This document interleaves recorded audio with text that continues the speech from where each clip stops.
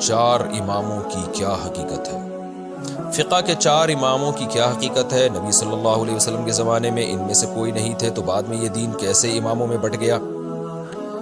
نبی صلی اللہ علیہ وسلم کے دور میں چار امام نہیں تھے، مگر جو انہوں نے فقہ مرتب کیا ہے وہ فقہ نبی صلی اللہ علیہ وسلم کے دور میں موجود تھا۔ فقہ کا مطلب قرآن و حدیث سے جو مسائل نکالے گئے ہیں، تو وہ مسائل تو نبی کے دور میں موجود تھے کہ یہ جائز ہے، یہ ناجائز ہے، تو اس کی ترتیب ائمہ اربعہ نے دی ہے۔ یہ چار امام ابو حنیفہ، مالک، شافعی، احمد بن حنبل رحمہم اللہ تعالی، انہوں نے اس کو مرتب کیا ہے۔ تو یہ مرتب بعد میں ہوا ہے، یہ نہیں کہ تھا جیسے حدیث جو تھی نا، امام بخاری نے مدون کیا، تو امام بخاری نے تو بہت بعد میں اس کی تدوین کی، امام مسلم، امام ابو داؤد، سب محدثین نے تدوین کی ہے۔ اس سے پہلے بھی تدوین ہوئی ہے، لیکن اس اتنے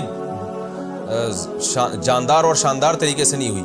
موطا امام مالک تھے، امام مالک رحمہ اللہ نے موطا کو مرتب کیا، تو ہم تو نہیں دیکھتے نبی صلی اللہ علیہ وسلم کے دور میں اس طرح سے احادیث کو مرتب کیا گیا ہو، لیکن حدیثیں تو تھیں، ترتیب ان کو بعد میں دیا گیا ہے۔ تو جو دلیل منکرین حدیث دیتے ہیں نا حدیثوں کے من گھڑت ہونے کی، وہی دلیل ہمارے بعض حضرات، بعض اسکالرز دیتے ہیں فقہ کے غلط ہونے کی۔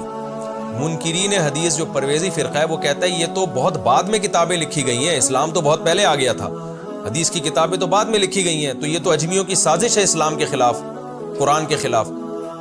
تو یہی دلیل وہ لوگ بھی دے دیتے ہیں جو ائمہ اربعہ کو نہیں مانتے، وہ کہتے ہیں یہ تو نبی کے دور میں تھے ہی نہیں، اور یہ فقہ تو بعد میں لکھا گیا ہے، تو نبی کے دور کا تو نہیں ہے یہ۔ تو یہ سب جاہلانہ باتیں، مرتب بعد میں کیا گیا ہے۔ مسائل اس کے وہی ہیں جو نبی کے دور میں تھے، صحابہ تابعین سے منقول ہیں، نبی صلی اللہ علیہ وسلم کی احادیث سے منقول ہیں۔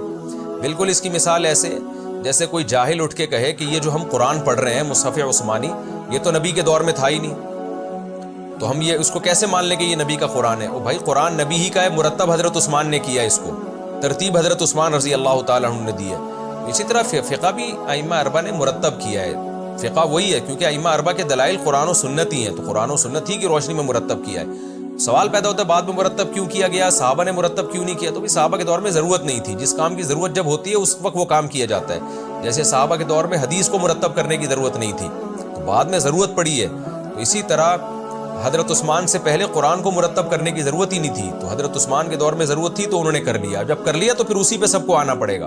تو اسی طرح فقہ کے مرتب کرنے کی پہلے ضرورت ہی نہیں تھی، تو جب ضرورت ہوئی تو ائمہ اربعہ نے کر لیا، اب کر لیا تو اب امت اسی پہ آئی، تو آپ بھی آئیں۔ جیسے امت نے مصحف عثمانی کو مانا، امت نے چاروں اماموں کو مانا، ان کے فقہ کو، اماموں کو ماننے کا مطلب ان کے فقہ کو مانا، تو آپ کو بھی اسی پہ آنا پڑے گا۔ 1.5 ان کی الگ مسجد بنائیں گے تو امت میں اختلاف انتشار ہوگا۔ تو اسی طرح امت نے جب حدیثوں کی کتابوں کو مان لیا تو آپ کو بھی انہی کتابوں کو ماننا پڑے گا۔ تو اس کے علاوہ اس سے جو امت کا اجماع ہو چکا ہے، اب آپ کوئی نئی کتاب نہ مارکیٹ میں لا سکتے ہیں، نہ ان میں سے کسی کا انکار کر سکتے ہیں۔ تو یہ ساری چیزیں اجماع امت سے ثابت ہیں، اور اجماع امت خود قرآن سے ثابت ہے کہ یہ ایک دلیل ہے۔